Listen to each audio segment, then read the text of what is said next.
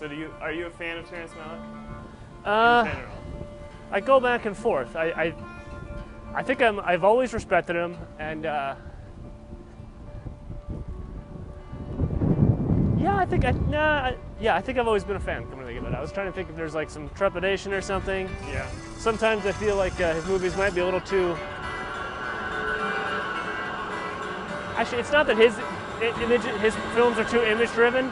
It's that like films in general right now are so image-driven that I kind of am not sick of, but maybe just sort of less interested in that as a storytelling like method. Yeah. And so I feel like I wouldn't like his films, but I watch them and I do. So yeah, it's easy to kind of analyze a Terrence Malick film or whatever and try to look for a message, but I really feel like this one it's really just about let's get some shots of a strange like confluence between nature and the Industrial Revolution. mm-hmm. And like it's got horses, but it's also got cars and it's got planes. It starts off in Chicago, I think it starts off in. Is that right? Yeah, Chicago. And he starts off as like a textbook member of the Industrial Revolution. Like he's shoveling coal. That's his job. He shovels coal. Right. I mean, it's such like a basic.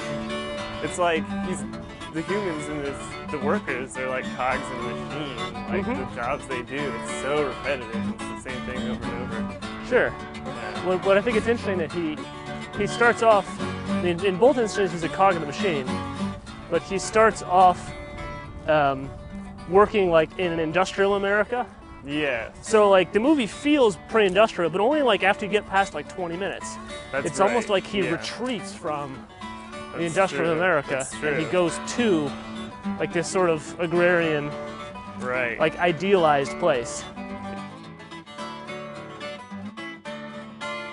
It's as if like love was given to him only so that it could be taken away.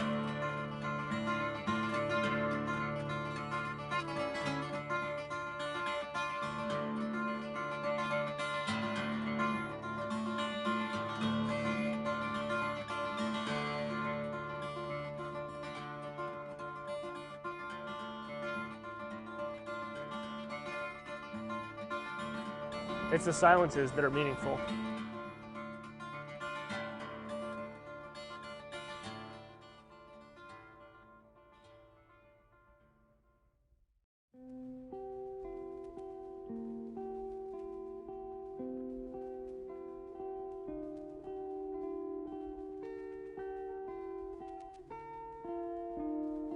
There's less of a message more than there are questions and ideas.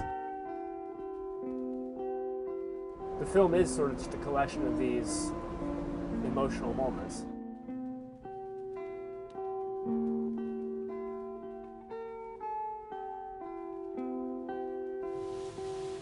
They say that fire purges, but all the evil was there at the end, and so was all of the good.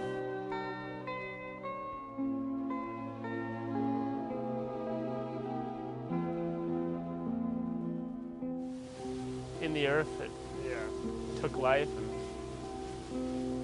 crawled up to the sunlight.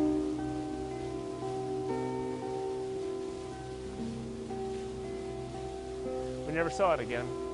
Yeah. It was there and then it was gone.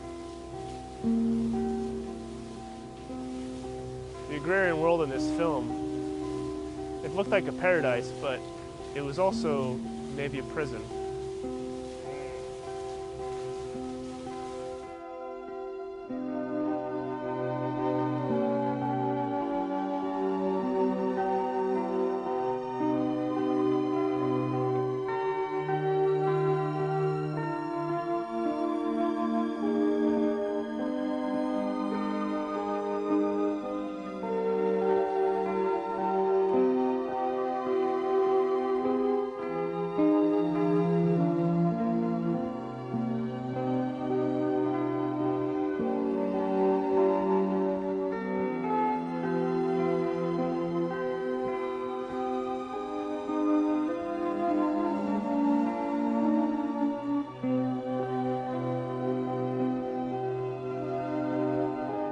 I found Sam Shepard's character very interesting.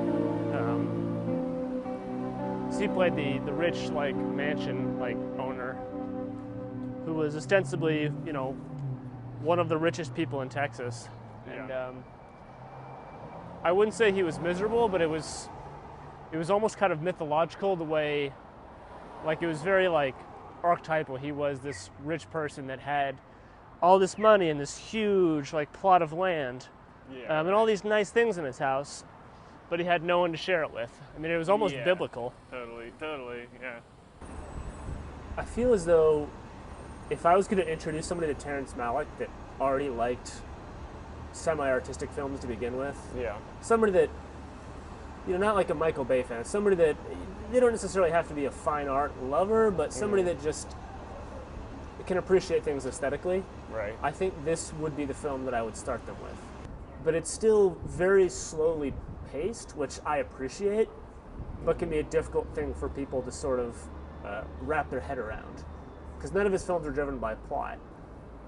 And that's hard for as a culture, we're used to films that are driven by plot, or at least by action. And so I feel like this film is, it's still very definitely a Terrence Malick film. Right. But it moves at a really good clip. Even though there's not a lot of dialogue, every scene does move the movie forward, and it's edited down tightly. Yeah. It's a tightly edited film.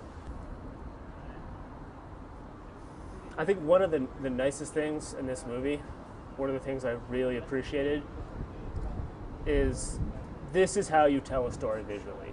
Or this is good visual storytelling. Totally. I won't be too heavy about that. This is good visual storytelling. Yeah. This is a film that is willing to create beautiful visuals and let you enjoy them. Right. And without getting too technical, all these shots, they had really giant depth of field, right? Everything was nice and crisp, and the shots were kind of wide. Mm-hmm. So you got a sense that you could feel the landscape, you could feel the world.